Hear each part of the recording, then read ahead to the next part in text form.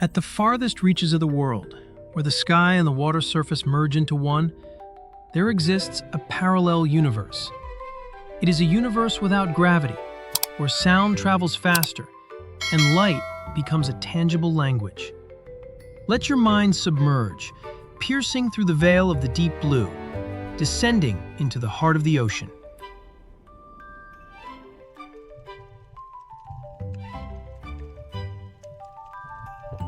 "15 meters beneath the surface, the sun is no longer harsh or blinding. Instead, it shatters into billions of dancing beams, caressing limestone citadels that have stood for millennia.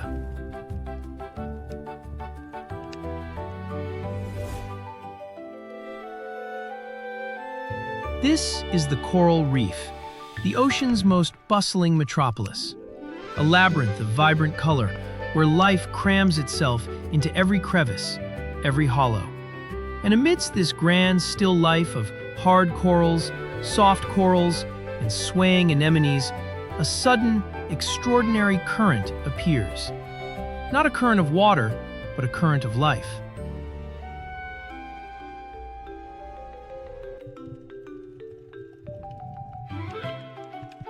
Look there, they have arrived. Like a shimmering iridescent cloud floating in the void, the school of Yellowtail Fusiliers appears, staining a corner of the sea with their brilliance.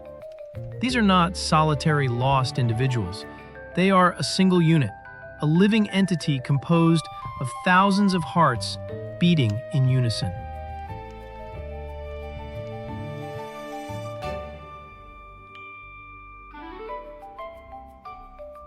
This species, Caesio cuning, is a masterpiece of underwater aerodynamics. Observe each fish closely. Their bodies are fusiform, slender, and compressed, perfectly designed to shear through the water without creating a single ripple of unnecessary drag. Their backs bear the deep cobalt of the abyss to blend with the water when viewed from above, while their bellies flash silver to vanish against the sunlight when viewed from below. But nature, in a moment of artistic whimsy, painted their tails a brilliant lemon yellow, the color of the sun, the color of a signal, the color of recognition.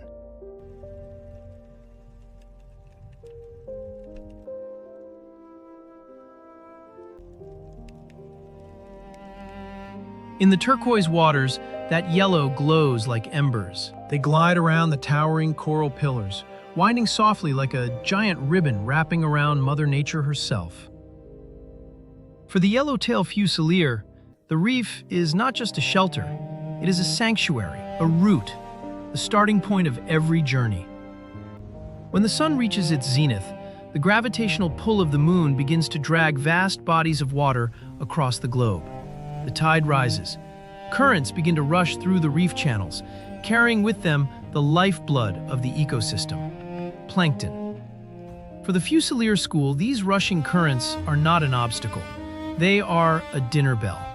They leave the safe embrace of the rock walls and swim out into the blue, the open water, where the line between safety and danger is at its thinnest.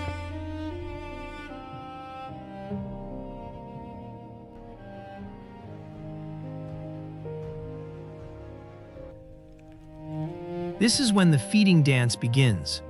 Watch how they coordinate.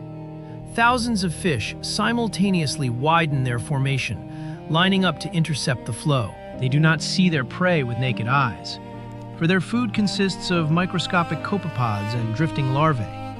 They feel the food through the current. The feeding mechanism of the Fusilier is a feat of biological engineering. Their upper jaw is not fixed, it is protrusible. It can shoot forward, creating a high-speed vacuum tube. Snap. In a fraction of a second, the prey is engulfed. Thousands of mouths opening and closing in rhythm create a frantic tempo, like the sound of invisible rain beneath the sea.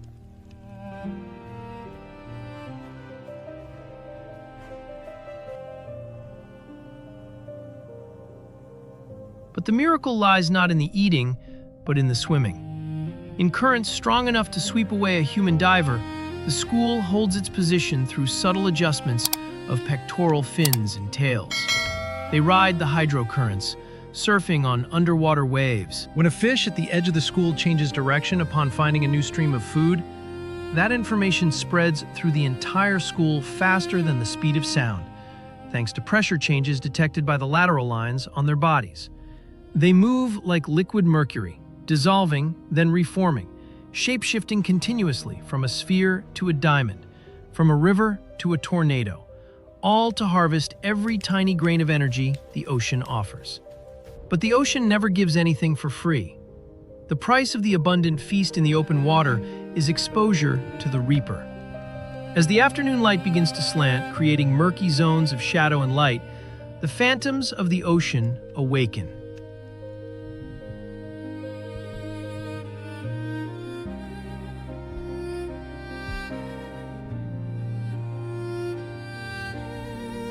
From the distance, where the blue turns to an inky black, cold eyes have been watching the school.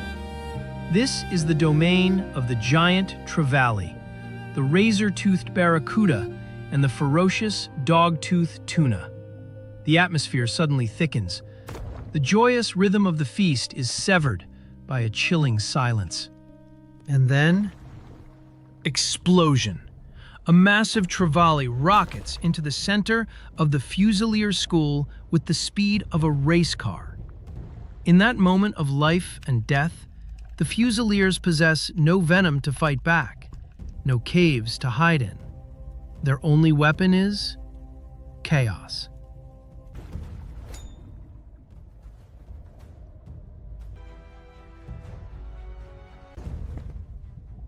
Observe this beautiful defensive tactic. The school does not swim in one direction to flee. They explode outwards in all directions, then immediately weave back into each other, creating a dizzying vortex. Thousands of streaks of yellow and blue flash across one another, overlapping and intersecting. The predator, despite its superior strength and terrifying speed, is deceived by its own vision. It cannot lock on to a specific target. Before its eyes is a moving wall of color, shifting unpredictably. This confusion effect causes the hunter to hesitate, to snap at water, and lose its momentum.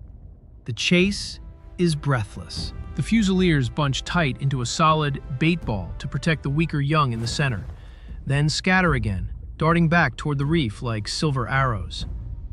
They weave through the narrow slits of fire coral, tucking themselves into sharp crevices where the large predators cannot follow. When the storm passes, the water slowly returns to tranquility. A few unlucky souls will never return, becoming energy to sustain others. But the majority of the school has survived. Those yellow tails continue to wave, resilient and proud.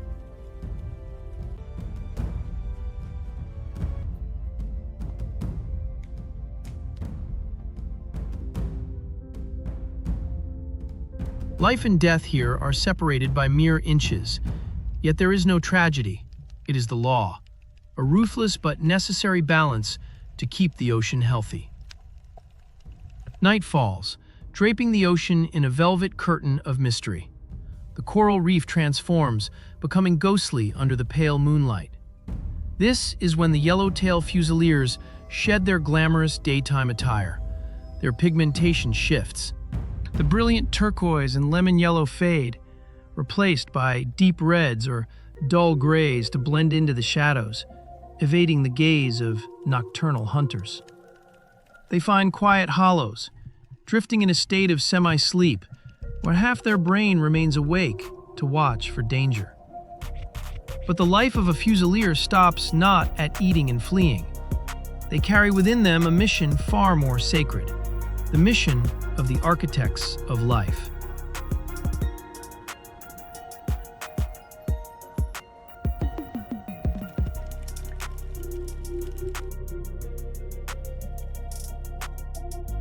On fateful nights of the full moon in midsummer, when the currents are most gentle, the entire school rises to the surface. This is the moment of love and rebirth. Millions, billions of eggs and sperm are released simultaneously into the water, creating a massive milky cloud that drifts like a galaxy across across the sea floor.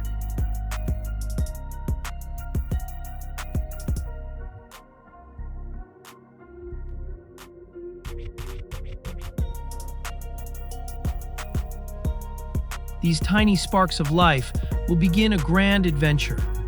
They will drift with the ocean currents, traveling hundreds, perhaps thousands of miles to new lands, to reefs yet unknown.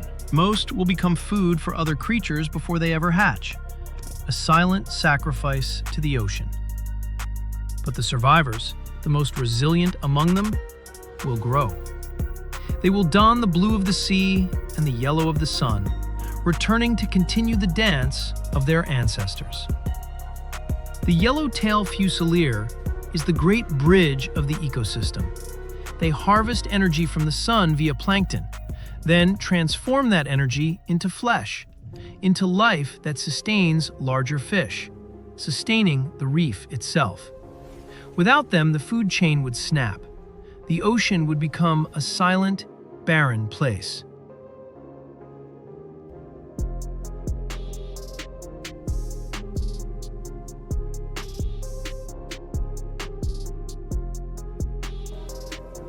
Dawn breaks once more.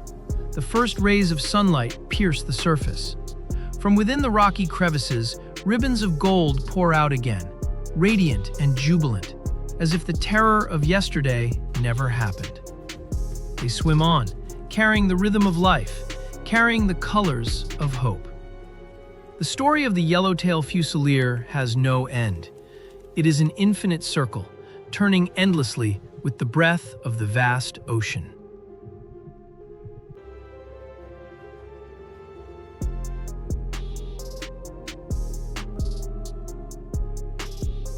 And as long as the sea remains blue, as long as the waves still break, this dance will remain the most beautiful ballad of the wild.